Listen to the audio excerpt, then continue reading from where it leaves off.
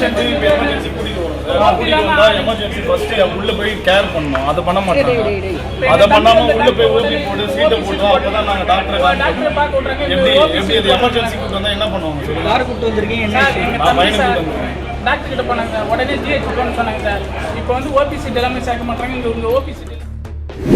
முதலமைச்சர் விஜயின் பிறந்தநாளை முன்னிட்டு தாம்பரம் அரசு பொது மருத்துவமனையில் பிறந்த குழந்தைகளுக்கு தங்க மோதிரம் மற்றும் பரிசு பெட்டகங்களை அமைச்சர் சரத்குமார் வழங்கினார். அப்போது மருத்துவமனையில் இருந்த பொதுமக்கள் குழந்தைகளை பார்க்க 100 முதல் 500 ரூபாய் வரை லஞ்சம் கேட்பதாகவும் ஏழை மக்களிடம் மரியாதையற்ற முறையில் நடந்து கொள்வதாகவும் அமைச்சரிடம் அடுக்கடுக்காக புகார் தெரிவித்தனர். இதையடுத்து மருத்துவமனை உயர் அதிகாரிகளை நேரில் அழைத்த அமைச்சர் நோயாளிகள் மற்றும் பொதுமக்களிடம் மரியாதையுடன் நடந்து கொள்ள வேண்டும் என்றும் லஞ்சம் அல்லது அநாகரிகமான செயல்களில் ஈடுபடுவோர் மீது கடும் நடவடிக்கை எடுக்கப்படும் என்றும் எச்சரிக்கை விடுத்தார். இன்ன வரையும் அந்த குழந்தையோட நிலைமை என்னன்னு எங்களுக்கு தெரியல. என்னன்னு கேட்டால் இங்கே வந்ததுக்கப்புறம் நாங்கள் பார்த்துப்போம், எதுவும் கேட்காதீங்க, கேட்டானா நாங்களே கூப்பிடுவோம் அப்படின்னா அம்மா கீழே இருக்காங்க, நாங்கள் மேலே இருக்கோம். இப்பயும் அந்த குழந்தைக்கு யாருமே கிடையாது. நாங்கள் தான் பக்கத்து வீட்டுக்காரங்க தான் இருக்கோம். அவங்க அப்பாவும் அலோடு கிடையாது. என்னது மெயில் அலோடு கிடையாதான். சரி ஓகே, பக்கத்து வீட்டுக்காரங்க தானே இருக்கோம், நாங்கள் கேட்குறோம் என்ன மேம் ஆச்சு, அதெல்லாம் சொல்ல முடியாது. நாங்களாம் கூப்பிடுவோம், அதெல்லாம் சொல்ல முடியாது, நாங்களாம் கூப்பிடுவோம் அப்படின்றாங்க. இல்லை உங்ககிட்ட பேசுறது எப்படி பேசுகிறாங்க? இப்படி தான் சார் பேசுகிறான். வெளில போங்க, நானா கூப்பிடுவேன் உங்களை, நீங்களாம் வரக்கூடாது, நானா கூப்பிடுவேன், வெளில நில்லுங்க இப்போ பொதுவாக இந்த மாதிரி இன்குபேட்டரில் இருக்கிற குழந்தைங்களுக்கு 2 hours once வந்து தாய்ப்பால் கொடுப்பாங்க. இல்லை சார், அந்த பேஷண்ட்க்கு வந்து குளுக்கோஸ் ஏறிட்டு இருக்குன்னு சொல்லியிருக்காங்க. ட்ரிப்ஸ் போட்டிருக்காங்க. பேஷண்ட் வந்து கொஞ்சம் கிரிட்டிக்கலாக இருக்குன்னு காலையில் சொன்னாங்க. பேபி வந்து கொஞ்சம் மூச்சு விட கஷ்டமாக இருக்குது, கொஞ்ச நேரத்தில் தரோன்னு சொன்னாங்க.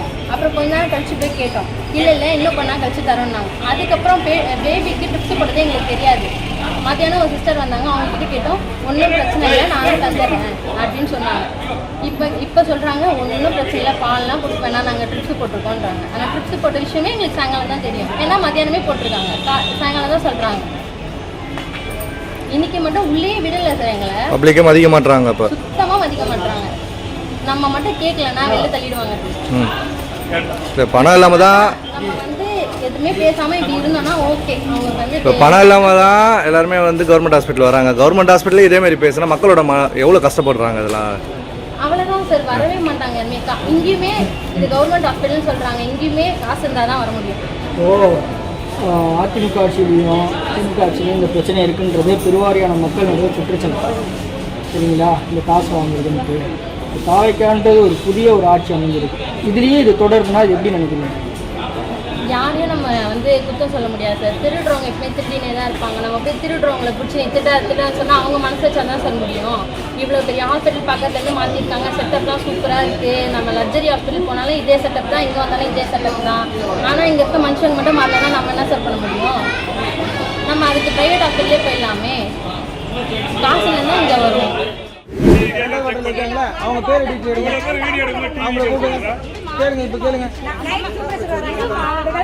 எங்க அட்மிஷன் ஆயிருக்காங்களோ அங்க போய் பேர் கேளுங்க. பேர் கேட்டு அட்ரஸ் கூட டிவி கேன் நீங்க சொன்ன ஆள் தெரியும். அந்த உங்களை யாருமா கேட்க சொல்லுது? மேல ஒருத்தர் சொன்னாங்க, ஒன்று கேளுங்க.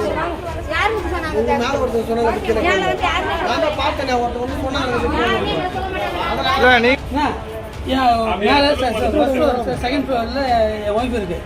இப்போ கட்டுக்கிற பாருங்க, காயின்ஸ் 10 ரூபா காயின்ஸ் 10 ரூபா நோட்டு வச்சுருக்கேன். அவங்க தரத்துக்கு வச்சுருக்கோம். இவ்வளோ வாங்க வேண்டாம், வாங்காமல் இருப்பாங்களா? சார் உண்மையாக நான் வந்து என் பேர் சிவபிரகாஷ், நான் தாம்பரத்தில் இருக்கேன். என் ஒய்ஃப் மேலே வந்து டெலிவரி பண்ணிருது. ஓகேவா? சரி, டிவிக்கேன்னு வந்து உங்களை மிரட்டுறாங்கல்ல, நீங்கள் வந்து இங்கே டீன் கிட்ட சொல்ல வேண்டியது தானே? எப்போ எங்க கேட்க வேண்டியது?